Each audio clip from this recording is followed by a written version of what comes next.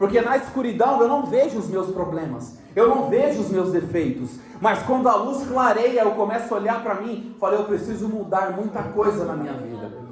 Quando Jesus clareia o nosso coração, não é para as pessoas verem os nossos defeitos, mas é para a gente enxergar que nós precisamos de mudança todos os dias. E essa mudança nós não conseguiremos com a força do nosso braço. Se Jesus não fizer, não tem como nós fazermos com a força do nosso braço. É só Ele que pode fazer, é só Ele que pode transformar, é só Ele que pode curar a nossa alma. Prepare o seu coração. Deus tem uma palavra para você. Com Rodrigo Farias, no canal Discípulos Anônimos. Segunda carta de Paulo aos Coríntios, no capítulo 6, verso 14 ao 18, que diz assim: Não vos prendais a um jugo desigual com os infiéis, porque que sociedade tem a justiça com a injustiça? E que comunhão tem a luz com as trevas? E que concordância entre Cristo e Belial? Ou que parte tem o fiel com o infiel? E que consenso tem o templo de Deus com os ídolos? Porque vós sois o templo de Deus vivente, como Deus diz: neles habitarei, e entre eles andarei, e eu serei o seu Deus, e eles serão o meu povo. Por isso, sai do meio deles, e apartai-vos, diz o Senhor, e não toqueis nada imundo, e eu vos receberei.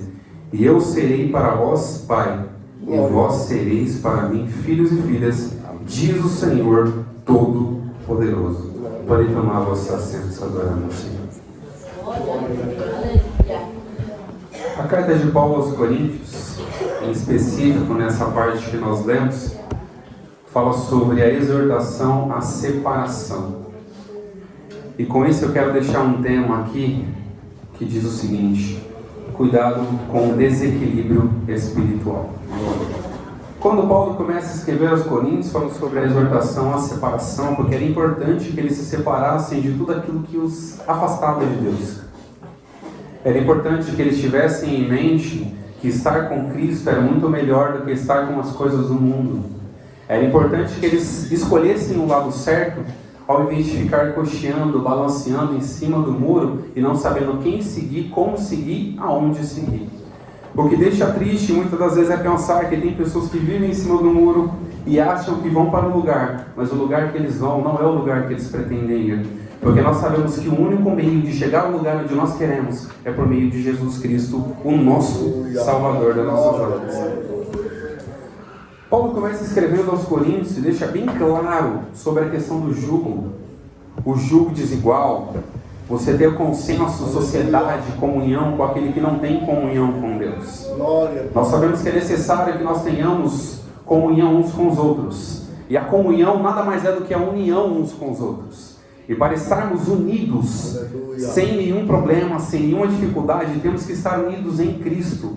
Porque Cristo nos ensina a nos unir e não gerar problemas de separação entre nós. Como igreja, é necessário que a igreja esteja unida, como membros uns dos outros, porque um corpo, para estar em equilíbrio espiritual, precisa ter cada um na sua função, sem ninguém querer tomar o lugar um dos outros. Nós sabemos que nós somos chamados, cada um para a sua vocação, e cada um fique na vocação em que foi chamado. E não há nenhum desprezo em quem tem uma vocação que as pessoas acham que é diferente umas das outras. Tem pessoas que acham, porque eu limpo a igreja, a minha vocação, aquilo que eu faço é menos importante. Não é. Tem a sua importância, e para Deus, Ele olha com um olhar todo carinhoso quando você cumpre a sua vocação com amor, com carinho, e não se afasta dessa verdade que é Cristo Jesus. Nós sabemos que nós devemos nos separar, por quê, de algumas coisas? Porque os filhos das trevas, eles não compreendem aquilo que está dentro da luz. Os filhos das trevas vivem nas trevas, a escuridão cega-lhe os olhos, eles não conseguem ver a glória de Jesus. Mas quando nós reconhecemos a nossa dependência, e sabemos que Deus é o único suficiente poderoso para nos salvar por intermédio de Jesus Cristo, nós mudamos a nossa visão, então logo a luz, as trevas não cegam mais os nossos olhos, porque Jesus é a própria luz que alumia e clareia a nossa visão. As pessoas que estão lá fora, logo elas são cegadas. Em João no capítulo 1, verso 5 diz: e a luz resplandeceu nas trevas, e as trevas não a compreenderam. Quando fala sobre essa luz, no decorrer do capítulo 1 de João, fala justamente sobre Jesus. No princípio era o Verbo era Deus, o Verbo estava com Deus. Ele veio, habitou entre os homens. Amém. E eles não aceitaram a sua glória. Ele veio para aqueles que eram seus, mas aqueles que eram seus não receberam. Logo, aqueles que estavam em trevas não reconheceram a luz. Mas nós que estamos aqui nessa noite, nós reconhecemos essa luz e ela brilha em nossos corações. As pessoas deixaram de lado porque logo a escuridão parece ser mais vantajoso. Porque na escuridão eu não vejo os meus problemas, eu não vejo os meus defeitos. Mas quando a luz clareia, eu começo a olhar para mim e falo, eu preciso mudar muita coisa na minha vida. Quando Jesus clareia o nosso coração, não é para as pessoas verem os nossos defeitos, mas é para a gente enxergar que nós precisamos de mudança todos os dias. E essa mudança nós não conseguiremos com a força do nosso braço. Se Jesus não fizer, não tem como nós fazermos com a força do nosso braço. É só Ele que pode fazer, é só Ele que pode transformar, é só Ele que pode curar a nossa alma. Glória a Deus, aleluia. E é necessário que nós não misturamos. Nós sabemos que a palavra nos ensina, não pode derramar vinho novos em odres velhos. Por que vai acontecer? Você vai estragar e corromper aquele vinho. Não se coloca remendo novo em panos velhos, porque aquele remendo não vai segurar. E nós não podemos e não devemos jamais nos misturar com as trevas, porque nós habitamos na luz e a luz reina em nossos corações. E logo quando a luz reina, não há trevas que atrapalhem a nossa visão de ver a glória, o poder e a autoridade de Deus em nossas vidas.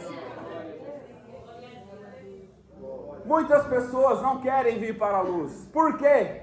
Porque quando vem para a luz, as suas obras são reprovadas. Em João no capítulo 3, verso 20, porque a todo aquele que faz mal odeia a luz e não vem para a luz, para que as suas obras não sejam reprovadas. Quando estamos na luz, as nossas obras, aquilo que nós fazemos de ruim é reprovado.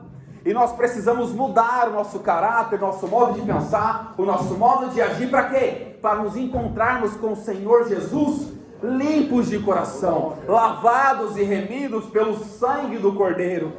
Lavados e remidos por esse sangue que foi derramado na cruz, para nos dar a salvação e o privilégio que nós temos hoje. Logo, muitas pessoas não querem vir para a luz, porque são reprovados naquilo que fazem. Mas nós viemos para a luz. As nossas obras foram reprovadas e nós mudamos a nossa mentalidade, o nosso caráter, o nosso modo de pensar. Estamos aqui reconhecendo que nós somos dependentes da graça, do amor e da misericórdia de Jesus. E é por isso que nós estamos de pé aqui hoje. Em João no capítulo 3 ainda, no verso 21, mas quem pratica a verdade vem para a luz. Quem pratica a verdade vem para a luz, a fim de que suas obras sejam manifestas, porque são feitas em Deus. Nós que quando vemos para a luz, nós que abandonamos tudo aquilo que fazia mal para nós, o pecado, as concupiscências, as vontades, os desejos, nós vemos para a luz para que as nossas obras sejam aprovadas em Cristo Jesus.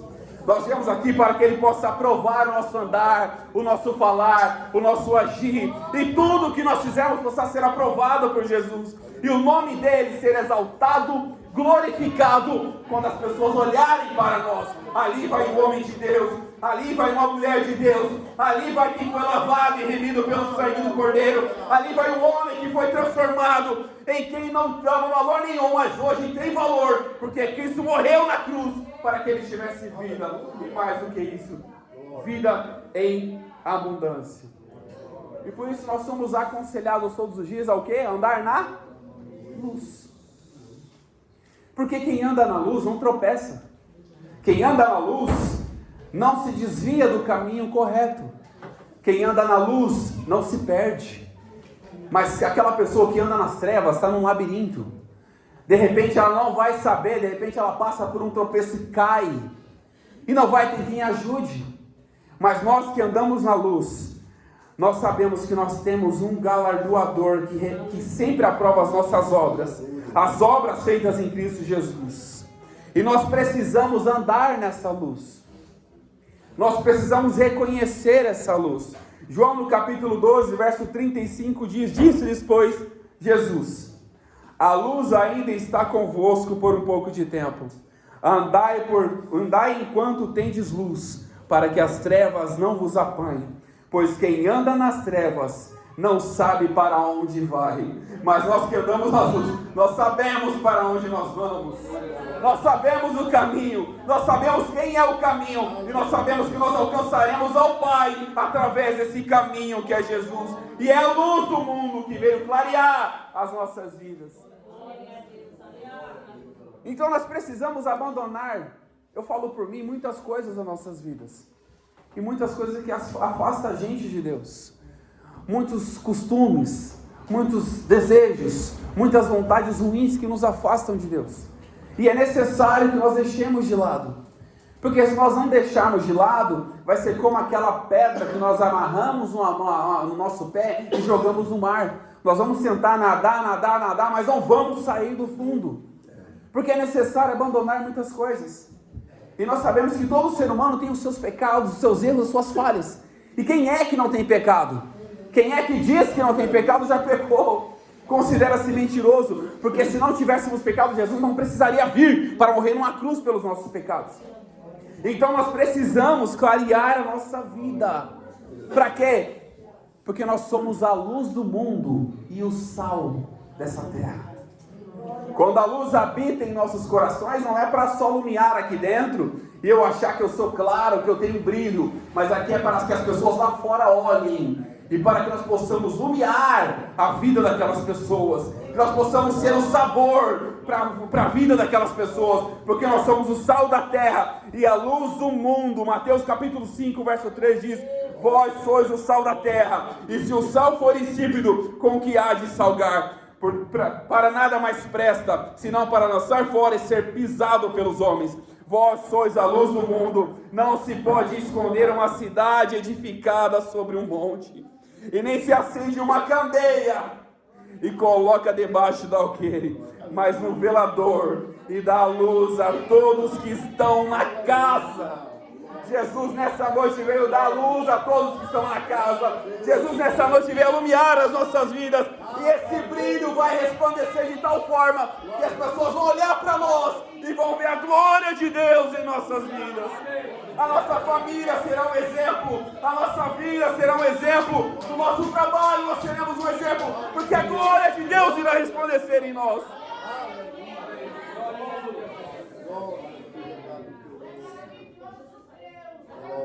E muitas pessoas acham que conseguem se esconder. Ninguém consegue se esconder. Quando nós assumimos realmente a responsabilidade de sermos cristãos, quando nós temos a luz de Cristo no nosso coração, nós não conseguimos nos esconder. Porque no verso que nós lemos aqui, Mateus capítulo 5, verso 15, não tem como você acender uma candeia e colocar debaixo do alqueire, mas você vai colocar onde? No velador. E vai o quê? Alumiar todos que estão na casa. Não tem como se esconder.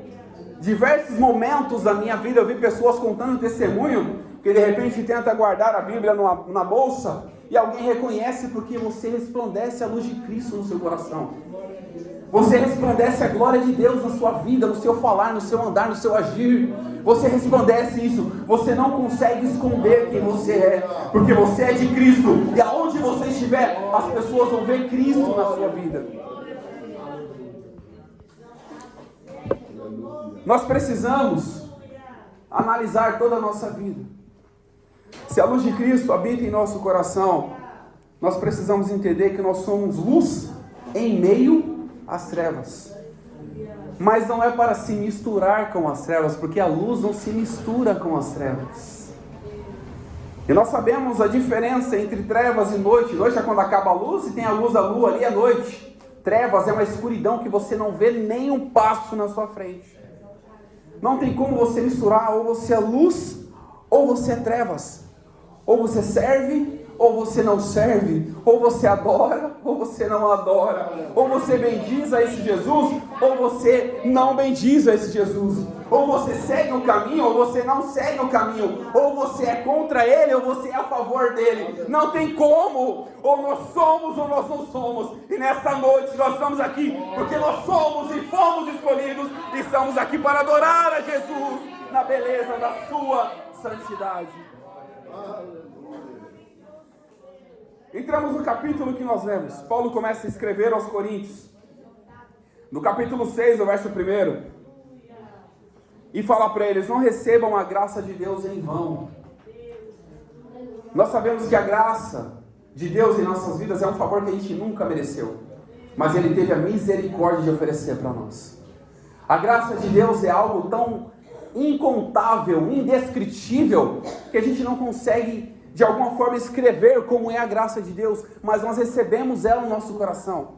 A graça de Deus que alcançou a gente quando estávamos no pecado, abandonado, fazendo tudo que o inimigo gostava que nós fazêssemos.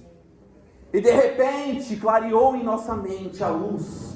Nós abrimos o nosso coração, o Espírito nos convenceu que nós estávamos indo no caminho errado e ofereceu a luz que é Jesus. Segue o caminho que é Jesus. E nós estamos aqui hoje nessa noite. Nunca é por mérito, é sempre por graça. E Paulo escrevendo aos Coríntios fala: não recebeis a graça de Deus em vão. Se nós recebemos essa graça, sempre lembre todos os dias por que você está aqui. Sempre lembre todos os dias por que você acorda e deita, é porque o Senhor te sustenta. É pela misericórdia, não é por mérito. Se nós estamos de pé hoje, é porque Ele permitiu que nós estivéssemos de pé.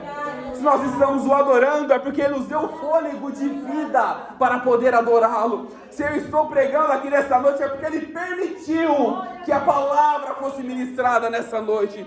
E não é porque eu estou aqui, porque tem outros pregadores, mas é porque pela misericórdia de Deus, Ele permitiu que eu fizesse isso. Que nós jamais possamos desprezar essa graça. Nós jamais possamos desprezar esse amor, essa misericórdia, esse perdão. Por quê? Porque por amor nós somos alcançados. Por amor, Jesus entregou a sua vida numa cruz para que hoje nós estivéssemos aqui. Foi por amor a esta humanidade, por amor a este mundo que nós estamos aqui hoje. E não é por mérito nosso, não adianta a gente olhar e falar porque eu sou queridinho, porque eu estou bem arrumado, não. É porque eu orei 3 vezes, porque eu jejuei 3 vezes, não. É pela misericórdia. Se você jejua, é porque a sua vida necessita disso. Se você ora, é porque a sua vida necessita de ter um contato com o seu Senhor. E não é porque você acha que é importante por isso, não. Mas é pela misericórdia de Deus que nós estamos fazendo isso. Muitas pessoas abandonaram a graça, abandonaram a misericórdia e se acharam donos de si mesmos. Eu sempre costumo dizer que eu descobri uma coisa na minha vida, que eu não sei controlar nem minha própria vida. Se Jesus não controlar ela, nem eu sei fazer isso. Porque se eu for querer fazer o que eu quero fazer, os desejos, as vontades, eu já estaria distante dos caminhos. Mas quando nós entregamos a nossa vida para Jesus, Senhor, guia os meus passos, porque eu não sei por onde eu vou andar se o Senhor não for comigo. Fala com Moisés: Senhor, não me faça sair daqui se a tua presença não for comigo. Nós possamos declarar isso todo momento, toda hora, todo instante: Jesus, não me deixa fazer esse negócio se o Senhor não for comigo. Não me deixa comprar isso se o Senhor não for comigo. Não me deixa ir naquele lugar se o Senhor não for comigo. Vai na frente da minha vida, porque sem Ti eu não posso fazer nada. Sem Ti nada nós podemos fazer.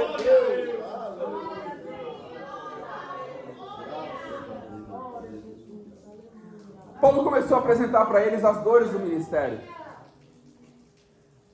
Porque Paulo estava pregando um evangelho pela graça, de graça, e sem cobrar nada por isso. Ele mesmo falava que não queria ser pesado para ninguém. Ele era um construtor, ele era um fazedor de tendas, se não me falha a memória, tá? Pode me corrigir depois. Ele era um fazedor de tendas.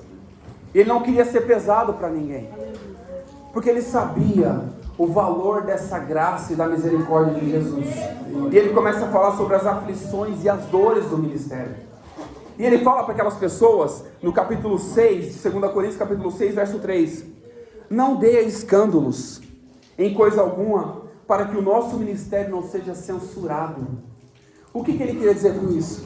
Ele estava pregando uma graça, a salvação, por intermédio de Jesus. Mas ele queria que as pessoas realmente aceitassem aquilo no coração. E não dessem escândalo nenhum. Porque muitas pessoas, em algum determinado momento da vida, aceitaram Jesus e de repente estavam fazendo tudo o que o inimigo gostava. E o inimigo não estava nem tendo trabalho nenhum com ele. Estava fazendo tudo o que o inimigo gostava. Ele nem precisava tentar impedir a caminhada, porque a pessoa já estava se destruindo. E muitas pessoas abraçaram a fé e de repente saíam do ambiente, saíam do lugar onde estava pregando, louvando, fazendo alguma coisa, e lá fora fazia totalmente diferente. Por isso que nós não devemos nos misturar. Enquanto nós somos cristãos aqui dentro, lá fora também, no trabalho, em casa, em qualquer lugar, não se misture, porque você não pode jamais deixar com que as trevas preencham o seu coração. Eu tive a oportunidade de falar sobre a casa vazia. Em muitos momentos da nossa vida, nós deixamos a casa vazia. E quando deixamos a casa vazia, quem é que vem e traz mais 7 junto com ele? O diabo.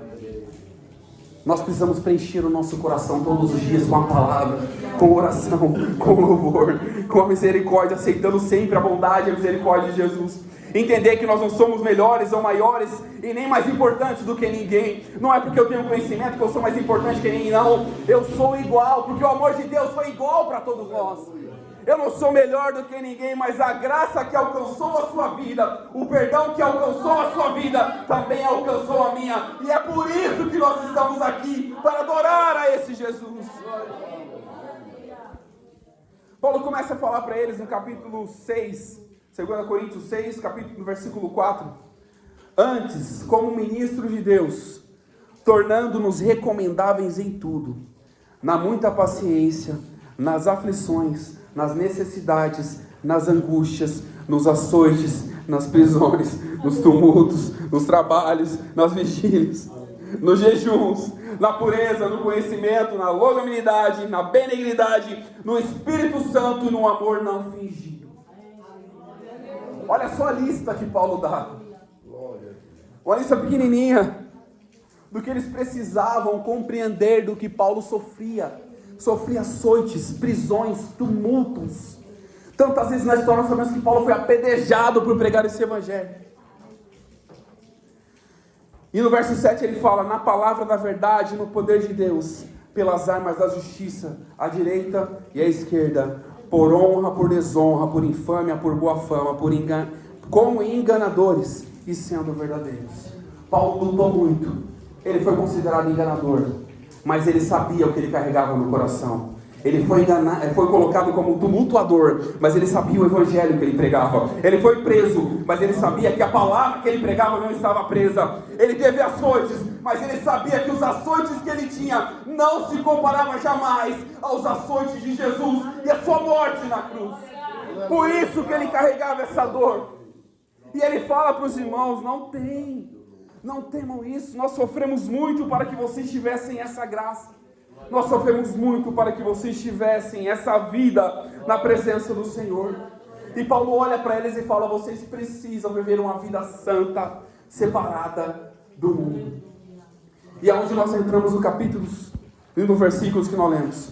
Não vos prendais a um jugo desigual com os infiéis, porque sociedade tem a justiça com a injustiça, e que comunhão tem a luz com as trevas. Não existe comunhão nenhuma entre a luz e as trevas. Não existe sociedade nenhuma entre Cristo e Belial. Não existe concordância nenhuma, aquele que é fiel e infiel. Nós pregamos o evangelho, mas nós sabemos que nós queremos trazer ele para perto de Jesus, não nós nos aproximarmos dele. Muitas pessoas dizem: eu vou lá para fora, eu vou procurar alguém lá fora para poder casar, eu vou ganhar ela para Jesus. Você não vai conseguir, porque os filhos das trevas são mais prudentes do que os filhos da luz. Se você quer esperar, espere em Deus, pois Ele tem preparado grandes coisas para você. Não corra atrás, porque as bênçãos de Deus vão te acompanhar aonde você estiver.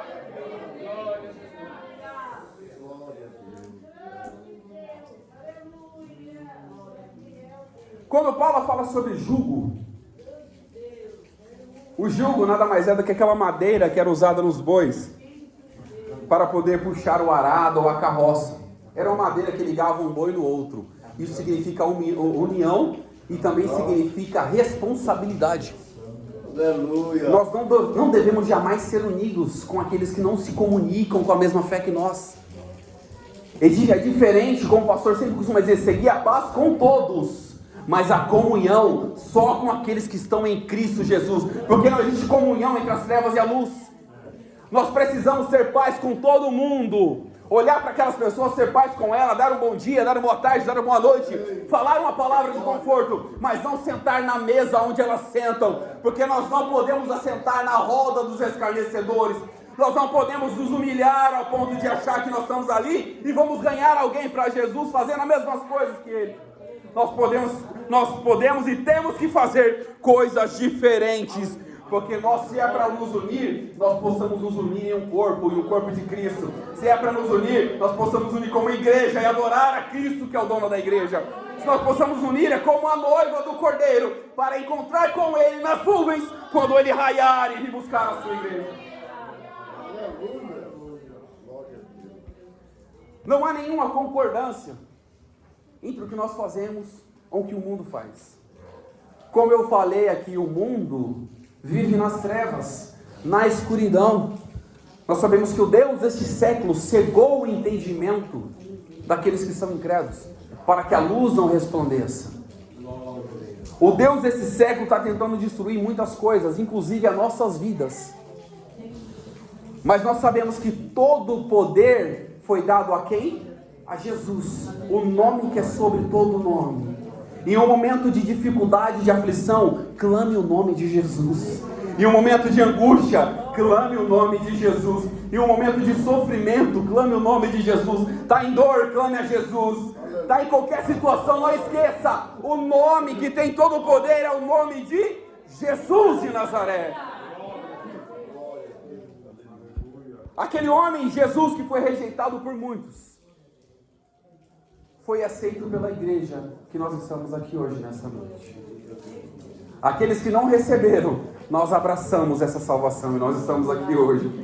A salvação de graça, por misericórdia, sem mérito, porque não é pela nossa bondade, mas é porque Jesus obedeceu ao Pai, morreu numa cruz, ressuscitou ao terceiro dia, está sentado à destra de Deus.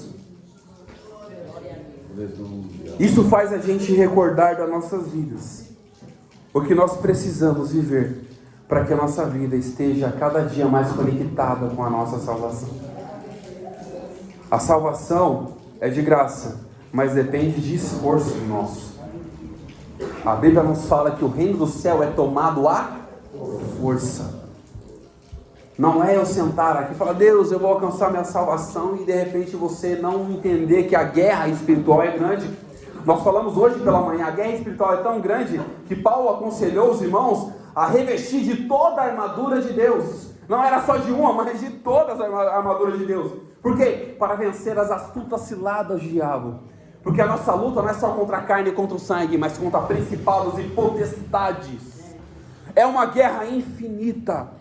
Mas no momento certo, o inimigo não vai conseguir vencer as nossas vidas. Porque quando Jesus voltar, nós estaremos lá com Ele.